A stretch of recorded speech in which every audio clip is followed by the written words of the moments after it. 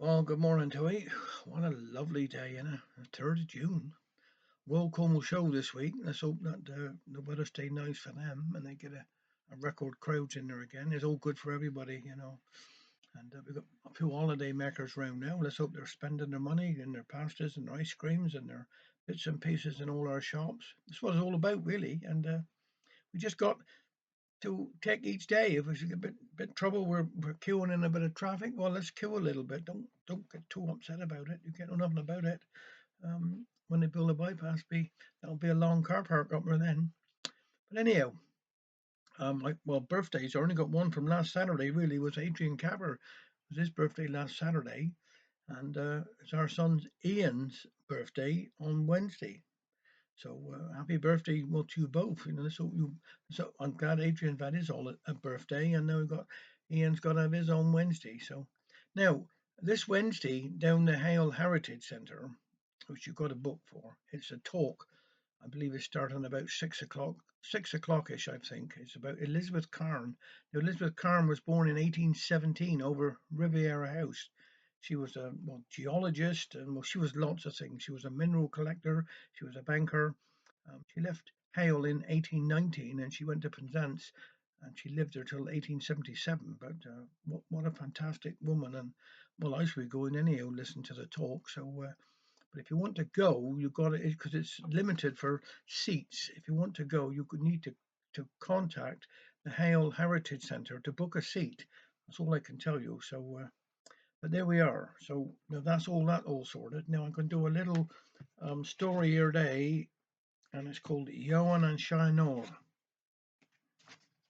At Shinar in St Leban parish lived a man called Yowan and his wife Kikenza. Yowan was a tenor, but the bell he worked at nearby went scat and closed down. So sadly he said goodbye to his dear wife for a long time and set out to find work elsewhere. He went east and walked for several days. He was taken in by a wise old farmer from Callington who agreed to keep him for a year employed on all kinds of jobs on the farm and to pay him three pieces as wages at the end of the year. When the year was up, the farmer said, "Here are your 3 pieces of gold, Yowan, but if you let me have them back, I will give you a piece of valuable advice that will serve you well in future." Yowan thought hard, but knowing that work was still scarce in his own district, he decided to accept the offer. "Here is the money, master," he said. "Now what is your advice?" "Hearken well," said the farmer. "Never leave an old road for a new one." Yowan then agreed to work a second year on the farm for another 3 gold pieces, and at the year's end the farmer offered him his money, but again suggested that Yowan hand it back for another piece of advice. Yowan agreed. This time the old farmer's wife was never lodge in a house where an old man lives with a young wife. They agreed for a further year, after which the farmer offered Yowan the 3 gold pieces, but said, "If you give me back the money, I will give you my best advice yet." "Very well, master," said Yowan. "I only hope it stands me in good stead. At least I've learned how to farm." The farmer took the money and said, "Think twice before striking once."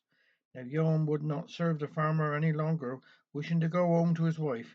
"Before you leave," said the master, "my wife has something for you to take home with you." And the farmer's wife gave Yowan a cake she had just baked, saying to him, "Promise me not to eat any of it until you get home to your wife." Yowan promised this and said farewell. On his way home, he met 3 merchants from Trin in his own parish, where they were travelling back from Exeter. They were glad of his company, but coming to a new road where the merchants said was a shortcut, Yowan left them, remembering the farmer's advice for which he had paid so much. So he followed the old road through the Shaiwoon, where he could hear the merchants not far off being set upon by highwaymen. Yowan shouted out, "Thieves, robbers, help, help," so loudly that the thieves ran off and the merchants were unarmed. They arrived at Marazion, and the grateful merchants wanted Yowan to stay at the inn with them, but Yowan first insisted on seeing the host and hostess of the place. He found that the host was an old man, growing feeble, and his wife was young. "Thank you," said Yowan, "but I will go next door and lodge there." That night, when he was going to bed, Yowan heard a muttering from the room of the inn next door, and saw a light shining through a hole in the wall between.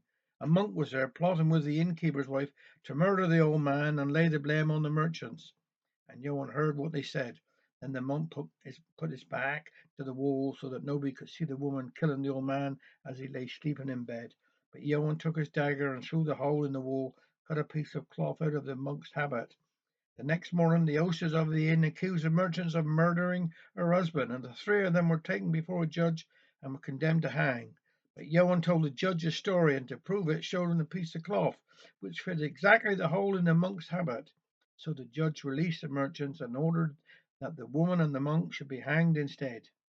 Yowan at length arrived in Shinar. It was nightfall, and he wondered whether his dear wife Kakenza had been true to him for the past 3 years. So he listened at the door without knocking, and from the bedroom above he heard her talking to someone in loving terms. Of course I do love 'ee, my beauty, more than anybody in the world, he heard her say, quite convinced that she had a lover. Yowan was about to rush in and kill them both with his dagger, but he remembered the wise old farmer's advice: think twice before striking once. So he knocked on the door. When Kakenza opened it, she was overjoyed at his return, and Yowan found to his relief and delight that the man that she had been talking with was their own little son, who had been born soon after his departure. "What money have you brought back?" said Yowan, asked his wife then, and she was bitterly disappointed to find he had no money, only a stale cake from the farmer's wife. "I don't want your mouldy old cake," she cried in anger, throwing it down. At this the cake broke open, and from it rolled 9 gold pieces which Yowan had earned, for the good farmer and his wife had put them in the cake as a reward for his loyal service.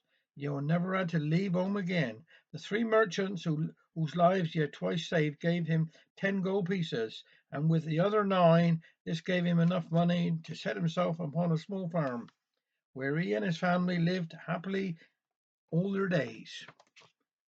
Thank you very much.